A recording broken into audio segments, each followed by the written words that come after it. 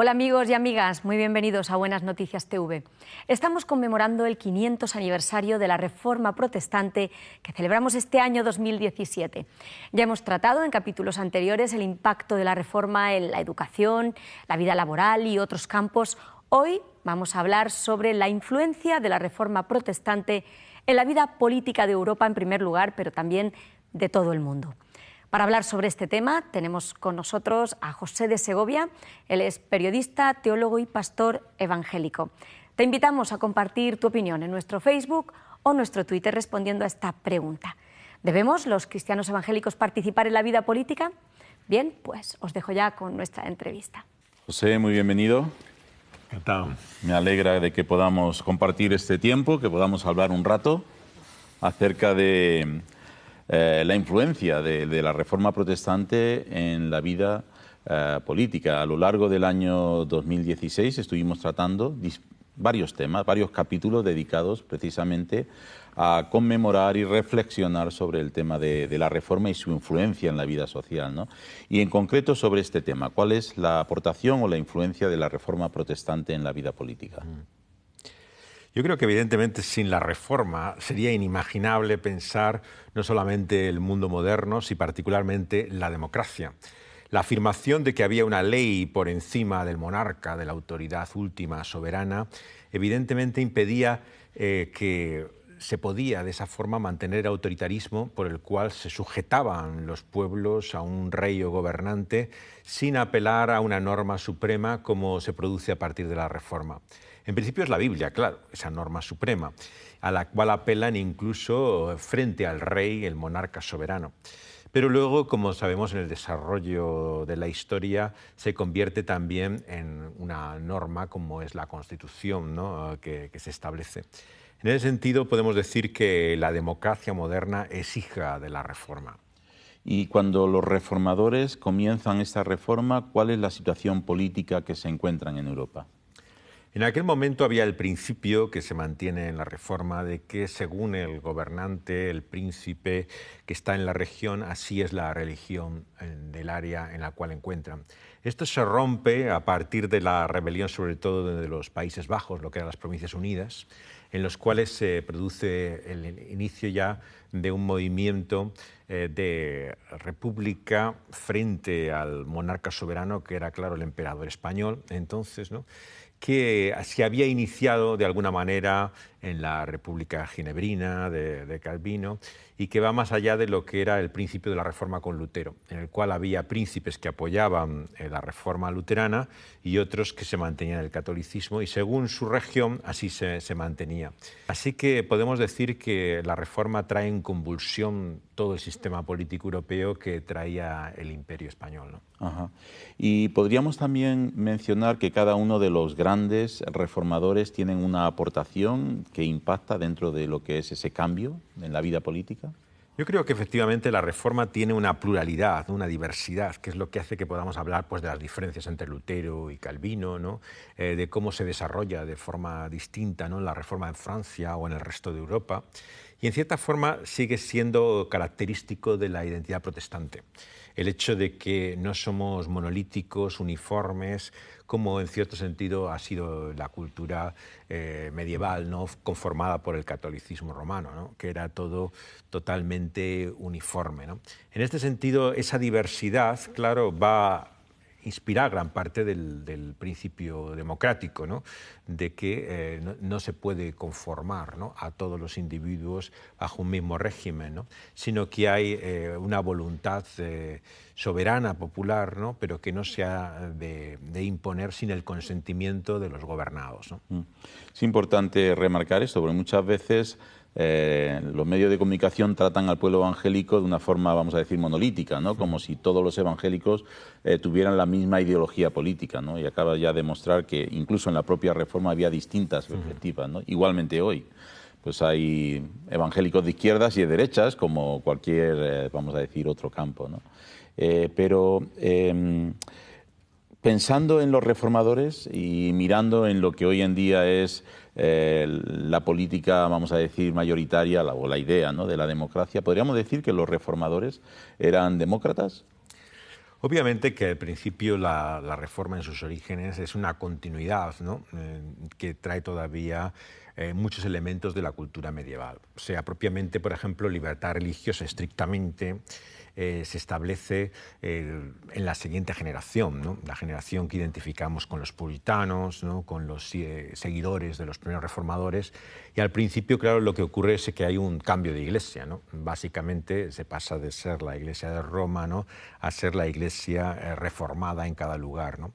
Pero lo importante, claro, para la historia es que debido a esos principios puritanos, sobre todo de lo que se considera el hemisferio atlántico, ¿no? Inglaterra, Estados Unidos, ¿no? Se crea ya una base de libertad religiosa. Y ahí es donde yo creo que el protestantismo ha sido clave, ¿no? Porque hasta el Concilio Vaticano II realmente el catolicismo no acepta la libertad religiosa. Es el protestantismo el que impulsa la libertad religiosa, incluso aceptando, ¿no? A la Iglesia Católica como a otras muchas iglesias que no considera ortodoxas. En el caso de las colonias americanas encontramos pues, movimientos como el unitario, que no era trinitario, cuáqueros, muchos movimientos que no eran estrictamente ortodoxamente protestantes, pero que son aceptados, ¿no? Así como los libres pensadores en general. Claro, no es casualidad que no solamente Servet desde el principio de la Reforma, sino muchos críticos, ¿no? Del cristianismo ortodoxo, ¿no? Se establecen en territorio protestante. ¿Por qué? Porque ahí tenían una libertad de pensamiento que no se daba en el contexto católico, ¿no? Mencionabas al principio que podríamos hablar de que la democracia hunde sus raíces en lo que es el movimiento de la Reforma. Podríamos abundar en ese tema, porque también es un tema de debate, ¿no? Algunos dicen que realmente no es así. ¿Qué piensas?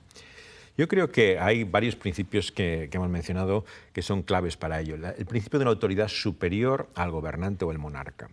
Claro, el propio principio, digamos, de desobediencia de los príncipes, de las autoridades intermedias, que se basaba en un texto bíblico del magistrado de Romanos 13, se consideraba que había autoridades intermedias que tenían derecho también a poder establecer, ¿no? Un sistema más justo, ¿no? Por encima del monarca. Esto en una monarquía de origen divino era imposible, ¿no? En segundo lugar, vemos que ese principio también de libertad de examen de la escritura va a llevar también, ¿no? A que haya un derecho de opinión, de libertad de expresión, ¿no? Que empieza, digamos, a consagrarse en estas sociedades que están bajo la influencia de la Reforma. Luego, incluso el hecho de que haya ese marcado carácter puritano, ¿no? En su inicio, ¿no? Hace que también sea característico una visión realista del ser humano. De alguna forma hay una conciencia, ¿no? Del mal y de lo que supone esa influencia, que hace que haya que controlar al propio poder, que no escapa de ese mal. Entonces, la idea famosa de que el poder corrompe, pero que el poder absoluto corrompe absolutamente, ¿no?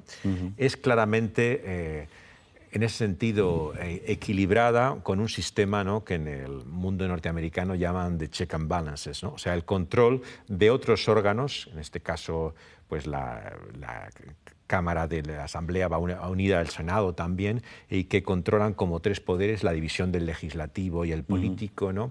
Y el control, por supuesto, también del sistema de votación, ¿no? Que hace que se pueda cambiar de gobernante. Todo esto viene precisamente porque se entiende que el gobernante no siempre va a actuar bien, que necesita un control, ¿no? Y que choca con el optimismo, digamos, más propio pues, de la Revolución Francesa, de lo que va a ser la Revolución Bolchevique, ¿no? Del 17, en el cual se entiende que el hombre, llevado por sus mejores motivaciones, siempre va a crear un régimen justo, ¿no? Y no hace falta un control externo a él, ¿no? Sino que es el partido que está en la vanguardia o esa filosofía humanista que se coloca en el lugar de esa visión cristiana que había original, la que va a garantizar, ¿no? que vaya a un orden más justo. En este sentido, el cristianismo no es ni pesimista ni optimista, es realista. Se da cuenta que el ser humano necesita ser cambiado, ¿no? Y necesita en este sentido también, en su aspecto político, una esfera de control, ¿no? Porque si no, inevitablemente se corrompe. Estaba pensando cuando Lutero dice mi conciencia está sujeta a la palabra de Dios, evidentemente está reafirmando esta libertad de conciencia, ¿no?, que hoy en día es un valor democrático. O también la lucha de los anabatistas, la separación de Iglesia y Estado, ¿no? Yo creo que fue algo clave y que ha seguido evolucionando. Hoy en día pues prácticamente todo el mundo entiende que debe haber esa separación entre Iglesia y Estado. Es decir, hay muchas ideas reformadas que hoy en día realmente son esenciales, como dices, en lo que es el modelo político democrático. La reforma es, a fin de cuentas, un redescubrimiento o una afirmación de una actualización de la vigencia de la palabra de Dios, de la Biblia, ¿no? ¿Qué elementos podemos encontrar en la Biblia que precisamente apoyarían este sistema político democrático? En la Biblia primero encontramos el hecho de que el hombre en ese estado de corrupción en que se encuentra naturalmente solo puede ser realmente libre de él por una intervención divina, sobrenatural, ¿no? Y en ese sentido se entiende que la imposición humana de un gobernante o de una iglesia no produce un cambio del individuo. Puede producir una cierta reforma en cuanto a su aspecto externo, ¿no?